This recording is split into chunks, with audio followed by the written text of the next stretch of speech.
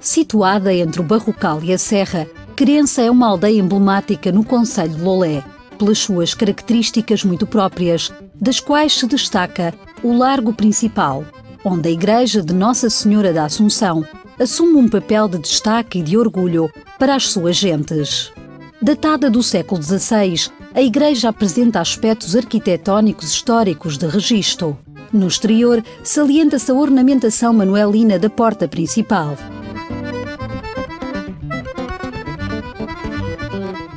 No interior, é também referência à pia batismal do período manuelino. Os imponentes retábulos em talha dourada são um dos atrativos da visita, destacando-se no retábulo principal a imagem em madeira de Nossa Senhora da Assunção, que constitui um interessante exemplar do primeiro Renascimento.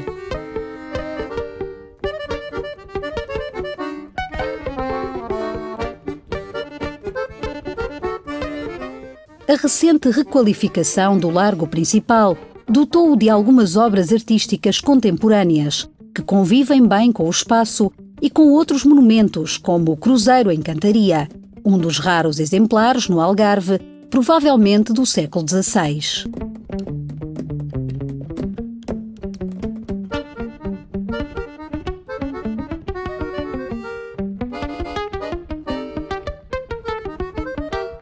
Um dos elementos vitais para a crença é a água. Fonte de vida para todos nós, assume neste local um enorme protagonismo. Com uma vasta área integrada na Rede Natura 2000 e as inúmeras fontes de água potável, Querença é uma zona excelente para percursos em contacto com a natureza, constituindo o sítio classificado da Fonte Benémola um dos tesouros naturais a descobrir.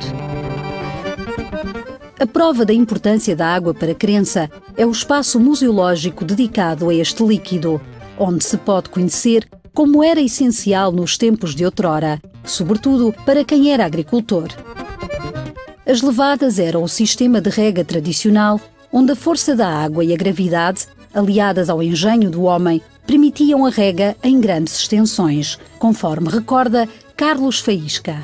Pronto, as levadas eram um chamado açude, que era uma represa que se fazia na ribeira para elevar um bocado a água da ribeira, e depois era canalizada por uma levada pelo sistema de regadio junto à ribeira das hortas, que depois era regado manualmente, com uma enxada, gerindo a água de setor em setor. Era a forma de utilizar a água da ribeira de uma forma gratuita, não é?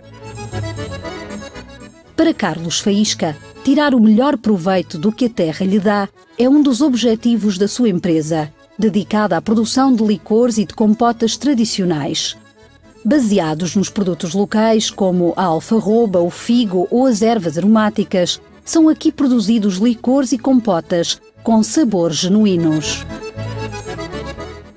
A Farbinha nasceu quase por uma casualidade. Portanto, eu tive aqui o restaurante de Querença durante 25 anos e nós costumávamos, tanto no final da refeição, oferecer com café, oferecer aos nossos clientes um copo de medronho, um bagaço, uma aguardente de figo, feita aqui na zona. E bem, muitas vezes, principalmente as senhoras, perguntavam-nos, não tem algo assim menos forte, algo mais doce? E comecei a fazer licores por brincadeira, fazia 10 ou 15 litros de licor para oferecer aos clientes no final da refeição, era esse o único objetivo, não havia objetivos comerciais.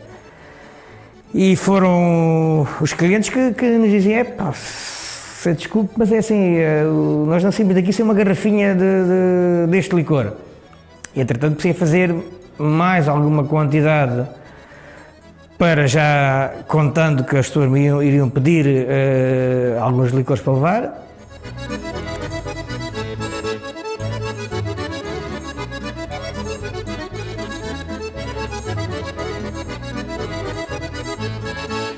As compotas surge pelo facto de eu tentar recuperar um doce de alfarroba que se fazia aqui há uns anos atrás, principalmente na altura da guerra, em que havia escassez de açúcar, e como a alfarroba tem 40% de açúcar, e as pessoas locais faziam um doce à base do açúcar da alfarroba para substituir o açúcar nos bolos, no café. E eu, pronto, já não conhecia isso, mas eu sempre ouvia falar desse doce de alfarroba e tentei recuperá-lo. Falando com um velhote e com outro, consegui recuperar esse doce.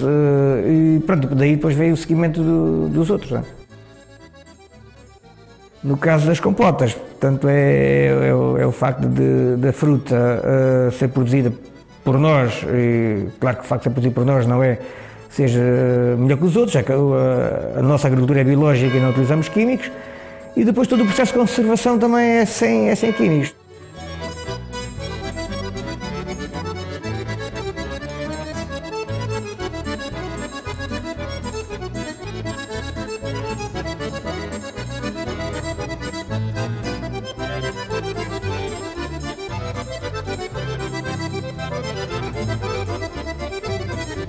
Mantendo o lado típico da terra, a Dona Jesus é uma cozinheira de mão cheia, que se diverte de roda do fogão.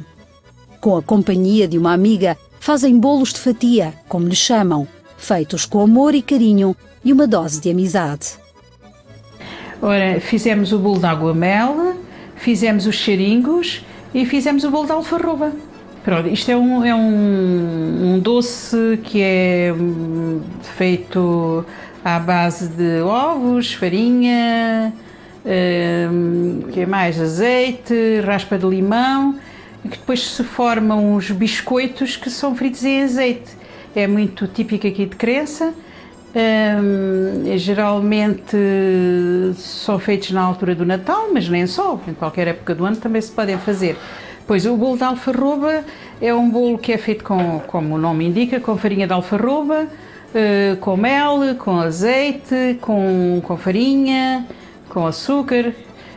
Basicamente são esses os ingredientes.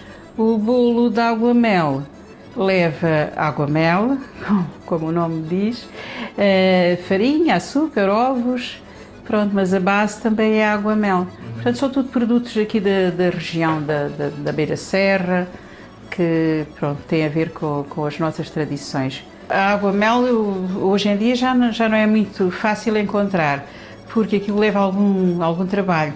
Geralmente é sempre no final da extração do mel, que fica a cera com bastante resíduos ainda de mel e pólen, e portanto essa cera é lavada e essa água é levada ao lume num tacho de arame e ferve muitas horas até ficar com uma consistência de geleia. Eu gosto muito das nossas coisas e é uma grande pena que eu tenho de não se preservar, de não se valorizar, de não se divulgar as nossas coisas, as nossas tradições e os nossos costumes. E por estranho que pareça, há muitas pessoas que sentem um bocado até de vergonha disso, porque acham que são coisas um bocado simples, um bocado pobres, porque a região não são regiões ricas, mas eu nunca me envergonhei disso, antes pelo contrário, sempre tentei contrariar isso, valorizar, promover e fazer precisamente o oposto, para que isso não desapareça.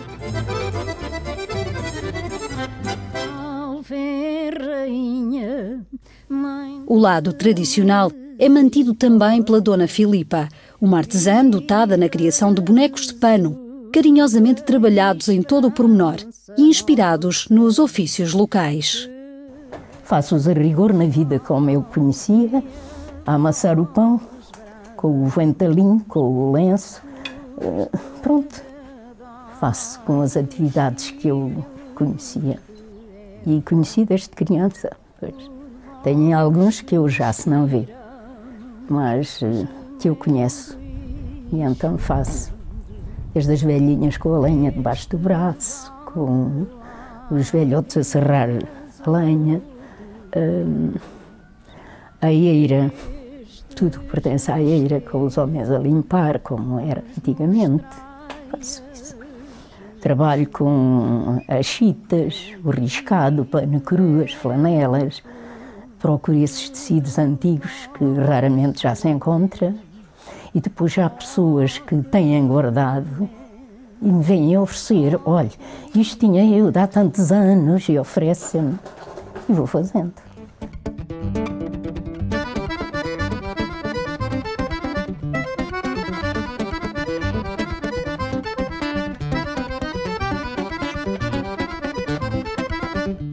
Para além da doçaria, a Dona Jesus também tem mão para os salgados e fez questão de contar outras histórias sobre pratos não tão esquecidos quanto isso, mas pouco lembrados.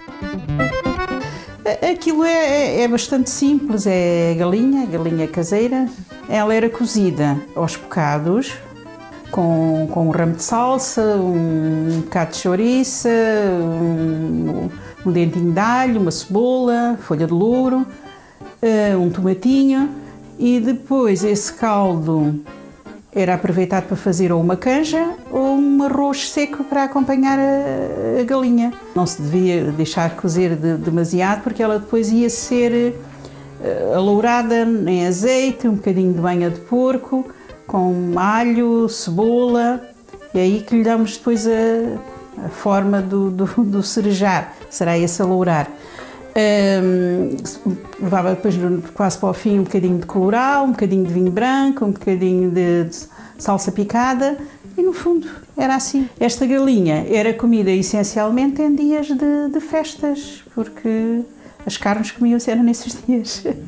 A lentilha, portanto, é uma leguminosa, como o feijão, o grão, a ervilha, as favas, e ela teve bastante importância há uns anos atrás, em que as leguminosas era o prato principal, principalmente aqui na zona do Barrocal, que era comida na forma de jantares, era assim que se dizia. Portanto, os jantares eram um prato único, em que, portanto, comia-se aquela refeição, era seco, portanto, tinha pouco caldo, tinha sempre carne de porco a acompanhar, ou um bocadinho de carne magra, ou carne gorda, como as pessoas diziam, mas havia sempre chouriça, portanto, conforme a fartura que havia ou não na casa. Esta minha versão, portanto, mais atual, já leva os legumes, já leva a cenoura, portanto, a abóbora continua a levar, a batata doce, a batata normal, um bocadinho de aipo, um bocadinho de alho francês, portanto, já lhe acrescentei mais esses legumes e mais água, como disse. Depois, no final, leva assim um bom ramo de coentros picadinhos e hortelã. A importância gastronómica de Querença assume um dos seus expoentes máximos na festa das chouriças, em janeiro. Por vezes, a chuva prega partidas, mas não desanima os visitantes e os fiéis que dedicam este dia a São Luís, patrono dos animais, como forma de agradecimento pela ajuda na criação do porco, importante sustento anual de famílias até há poucas décadas atrás. Os pontos altos da festividade são a procissão e o disputado leilão de chouriças, com outros produtos da terra, ofertas populares em favor de São Luís. A degustação de chouriça assada e outras iguarias constitui momento de festa e enchente na aldeia de Querença. Vamos caminhando ao encontro do Senhor, juntos como irmãos, membros de uma igreja, vamos caminhando ao encontro do Senhor. Maria, cheia de graça, o Senhor. À praia abaixo, barquinho à vela, vá de banda carola, banda, vá de banda carola, olé. Já sei cantar a espanhola, cara linda, mira os té. Vá de banda carola, banda, vá de banda carola, olé. Já sei cantar a espanhola, cara linda, mira os té.